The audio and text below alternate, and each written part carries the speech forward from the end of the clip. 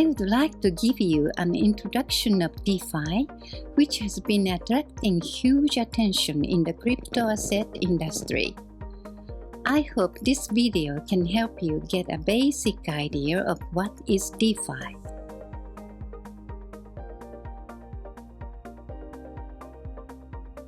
DeFi is an innovative technology that will surely come to time when everyone will take it for granted. There has still many people who don't know about DeFi, but it's the same situation as when nobody knew anything about Bitcoin a long time ago. So it would be great if this video can make you more interested in DeFi and understand it before you miss it out.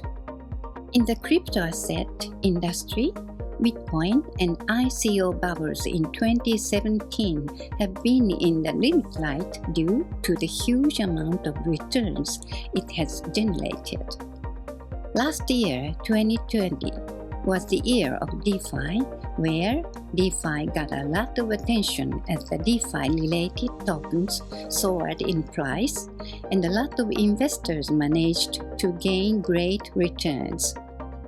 This trend is still going strong as of 2021. Here is the data from DeFi Pulse, which summarizes the asset deposit in DeFi, and it has risen dramatically since the summer of 2020, exceeding about $44 billion, about 4.8 trillion Japanese yen, as of February 2021. Now is just the middle of the process, and it expected to rise further. When you think about the crypto industry and the potential of DeFi, the crypto asset market is about 1/100th of the stock market.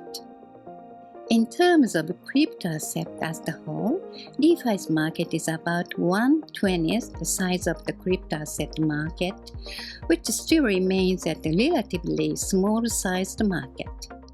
However, from these data, we can tell that market size of crypto asset and DeFi still has enormous room to grow. So, the DeFi market is likely to grow at an accelerated rate, boosted by the growth of the crypto market. As for why DeFi, which is growing so rapidly, is attracting so much attention, to put it simply, you can increase your own crypto asset on DeFi. And also, the high security is the reason why the DeFi market is growing rapidly. Furthermore, the attention DeFi has received has caused DeFi-related tokens to soar across the board in 2020. Uniswap tokens increased about 43x. SushiSwap tokens increased about 49x. Compound tokens increased about 37x. PancakeSwap tokens increased 226x, and so on.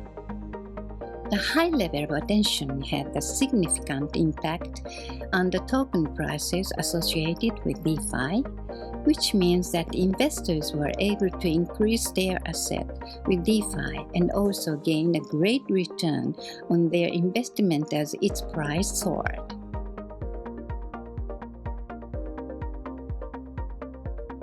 DeFi means decentralized finance.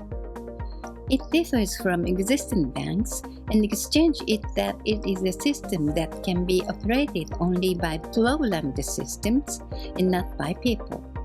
This means it is a financial system that provides the services of bank or exchanges over the internet that runs unattended, and it has put the blockchain concept into practice, where this financial service is managed and operated by everyone in the world.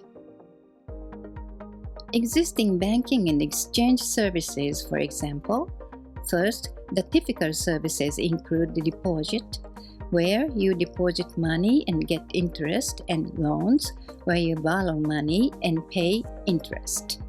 There are exchange services where you exchange dollars for Japanese yen or crypto asset for yen.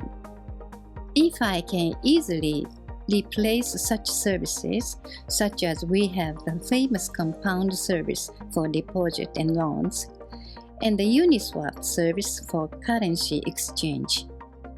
DeFi is innovative technology that can replace conventional banks and exchanges with this new system. Now, to help you better understand it, I will compare DeFi to existing centralized finance. Existing banks and exchanges, which are centralized finance, are one company, so the rules can be changed by administrators and capitalists, not by users. In extreme cases, it is possible to set convenient rules, such as giving loan to person A without any interest, but asking person B to pay 10% interest, and people working inside the company can take out the money. It is only a matter of trusting the administrator, the company, and entrusting them. On the other hand, in the case of DeFi, everyone is managing the rules that were decided at the beginning, that is, whether the system is being operated according to the programmed system, and when you try to change those rules, even if you the developer, you cannot change them by yourself. Since the administrators are not in charge of the fund, it is impossible for them to take the money out. In other words, in DeFi, everyone is equal.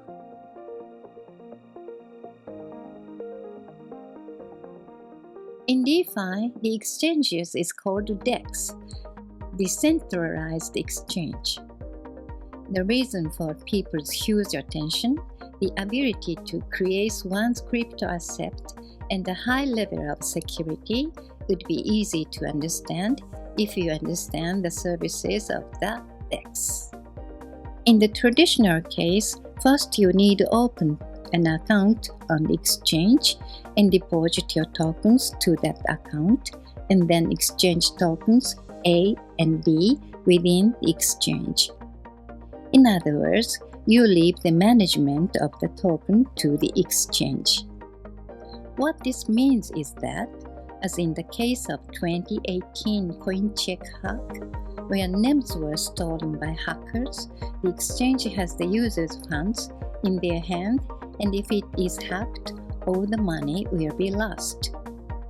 In contrast, in DEX, the system connects sellers and buyers together so they can trade directly in their own wallets.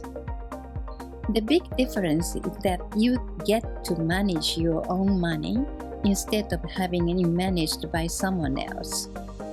So there are many wallets as there are users, and it is not technically impossible to hack all of them, and the risk is just the same as the usual situation where the user holds the money in their wallet.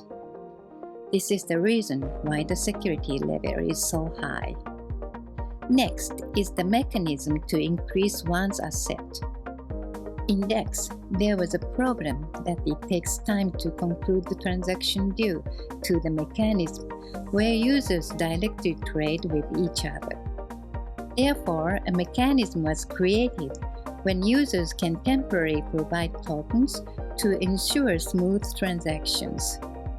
This is called providing liquidity. Users who provide the liquidity are rewarded with a portion of the gas fees, and the more liquidity they provide, the more profit they earn. Furthermore, if you provide liquidity, you will get a new token in addition to your rewards. These tokens are called governance tokens, and the DeFi tokens that have risen in 2020 are these tokens, and we have seen many DeFi projects that have actually earned 10 to 1,000% in annual profits. In addition, a governance token allows you to have the right to vote to the direction of DeFi's operations and development, and it is a mechanism for all participants to have an impact on the project. In other words, it is the ecosystem where not only the administrators benefit, but all users share the same rights. While it has all these great benefits, the DeFi project also has its challenges. That is, because of the large amount of attention it has received, there are projects that have released fraudulent or vulnerable systems. From the very beginning, the system was created for the sole purpose of raising funds, and the management instead of sold out of the tokens. For the project that lacked technical skills as skimp of the verification, hackers mainly take advantage of bugs in the system and try to steal users' wallet information by directing them to fraudulent sites or hacking the system and causing unauthorized leakage. As long as such projects exist, I think it is even more important to identify them in the future. However, there is no doubt that DeFi is an innovative technology that can replace conventional financial services. DeFi allows everyone in the world to trade without being affected by country or laws, so we can say that we have a true global financial infrastructure managed by blockchain established on the network. Perhaps all financial products that exist today could eventually become DeFi. This means that more new services will be provided, and DeFi will become a usual system in the future. This is the end of this introduction video.